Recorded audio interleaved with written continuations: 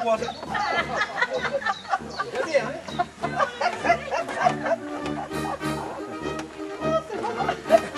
Les enfants s'amusent. Il y a quelqu'un au milieu debout. Ah, c'est moi, j'ai pas envie de sortir. Qui va essayer? Pas possible. Oh là là, c'est pas vrai. Non, ce qu'ils auraient dû mettre, c'est un truc de rodéo ici. Là. Un brut. Allez-y, bien camping, hein. On a perdu. Après, qui veut quoi? Qui veut Il n'y a quoi? aucun retard. Cidre brut. Alors, jus d'orange. Il faudrait quelqu'un au milieu qui nous le fasse aller. Toujours le même qui mange. Derrière juste encore.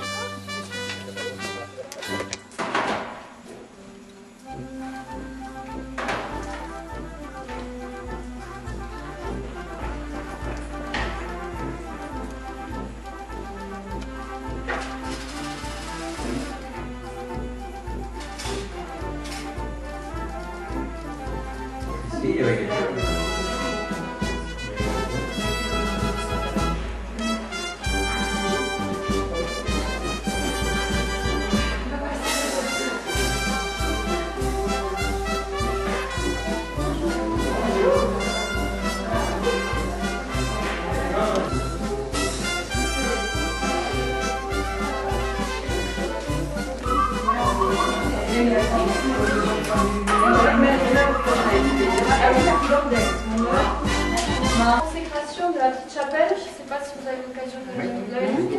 Voilà. Donc cette chapelle a été consacrée à la course landaise en 71 en fait. C'est la troisième d'une série, vous les connaissez je pense. La chapelle du cyclisme à la Bastide Aragnac et la chapelle du rugby à la Rivière. Alors il y a aussi une chapelle du basket à Castel-Sous-Chalosse. Et il y en a une consacrée au sport automobile du côté de Nogaro.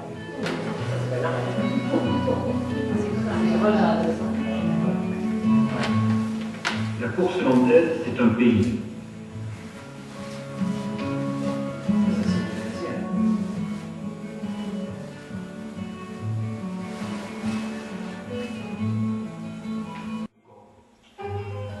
La course landaise, c'est une confrérie. Elle possède ses rites, ses lois, ses grands-mères, ses initiés, sa famille, ses enfants et ses vedères. Les célébrités de ce site deviendront les gardiens du temple du demain. Des pierres les formes pour le plaisir, pour l'émotion, pour sentir la vie plus fortement, mais aussi pour séduire les filles. Elles aiment les hommes et que leur vie. Et comme les filles sont éternelles, la course vivra aussi longtemps que les femmes tenteront les hommes, éternellement. La course landaise est un jeu de défi. L'écarteur sait qu'il y a 6 mois, 1 an, 3 ans, Carlotte, la vache criminelle, a fait meilleur que lui. Est-ce une raison pour renoncer? Est-ce une raison pour ne pas jouer? Est-ce une raison pour ne pas défier? Le Gascon n'est que jeu, le Landais n'est que défi. La course landaise, c'est bien sûr un jeu de défi.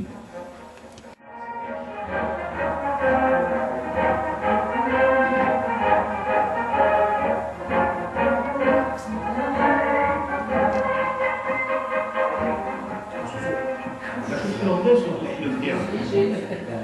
La course landaise en fait.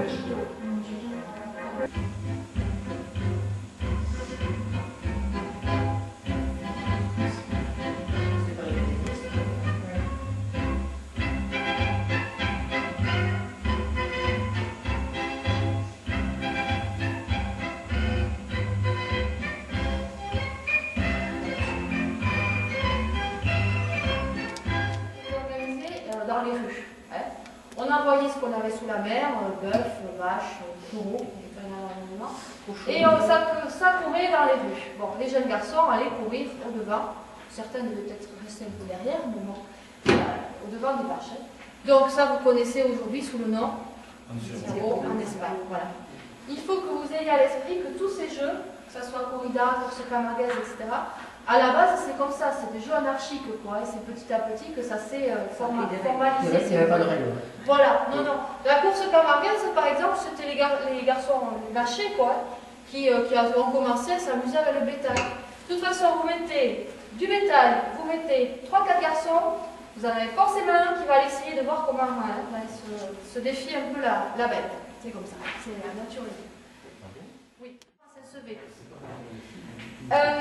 C'était surtout l'occasion pour la population de se défouler, c'est-à-dire que c'était la fête et puis on en profitait pour se lâcher, pour faire passer certains messages.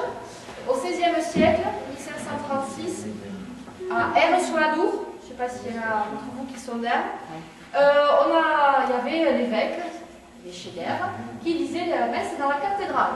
Pendant ce temps, les jeunes garçons, les jeunes naturels ont organisé une course. Devinez où s'est finie la course? Dans la cathédrale. L'église. Dans l'église. Et bien l'évêque il est monté sur l'autel, non? Et bien non seulement il est monté sur l'autel, alors il a écrit à ses supérieurs une lettre, mais salée. Excommunié. Comme quoi, voilà, ils étaient excommuniés. Ceux qui étaient tués dans ces jeux-là n'avaient pas droit à des obsèques religieuses. Et puis surtout, il a écrit dans son courrier qu'on l'a envoyé dans un pays de sauvages. Tout est dit, hein.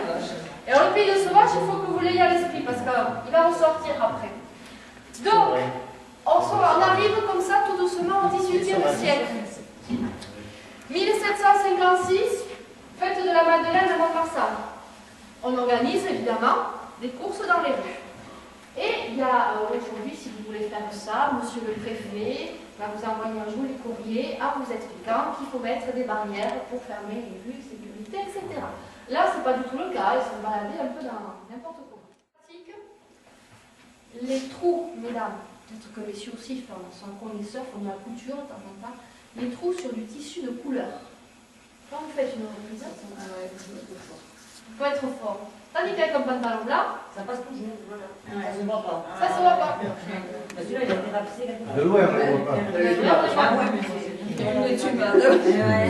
Lui, c'est un peu envoyé, c'était bien ciblé l'histoire. Donc, à partir des années 1900, les écartés hollandais ont une tenue bien établie, celle que vous connaissez aujourd'hui. Pantalon blanc, chemise blanche, cravate et ceinture aux couleurs assorties. Vous savez que la couleur de la cravate et des ceintures, pour l'écarteur, ça n'a pas de signification. C'est qu'il se bat, si vous mettez 2 taureaux dans un troupeau, ils vont se battre, les taureaux. Ils vont se battre pour qu'il en reste plus un. Le taureau, dans l'arène, c'est ce qu'il fait. Il cherche à dominer. Il ne se défend pas. Un taureau, si un homme est attrapé, qu'est-ce qu'il va faire? Quand l'homme est à terre, il va le pousser avec son museau. Il aurait un tronc d'arbre à la place, il ferait pareil. Ou un autre taureau à terre, il va le pousser pour le sortir de son territoire. Madame le lion, elle bosse. Et elle défend ses petits. Et la vache, qu'est-ce qu'elle fait? Et qui est méchante. Et elle faut défendre la progéniture quand même. Donc, et la vache, son principe, c'est ça. C'est l'instinct en fait qui la pousse ça. Deuxième chose, vous savez que c'est des animaux semi-sauvages. Les animaux sauvages, quand ils sont en troupeau, pas de problème. Toute seule, elle se sent en danger. Elle n'a plus les autres autour pour la protéger. Donc, c'est pour ça qu'elle est dangereuse, hein, en fait. Oh, mais il y a une photo là où on voit écarter le vache de la Ligus, il a ici. Ça, c'est Gérard Darrigade. Ça, c'est ça, on va parler de Robert, les vaches de la Ligus. Et M. Garbin. S'il vous plaît. Ça s'appelle le marché caserne parce que ça a été créé en l'honneur d'un médecin de Caserne-sur-la-Dour, le docteur Élie Moringlan. Élie Moringlan a été important dans notre jeu, dans notre course ardennaise. Il a créé notamment le journal, la course ardennaise, la tuile, ce qui ont tenu. Surtout, c'est lui qui a créé la mutuelle des toreros hollandais. Parce qu'en 1920,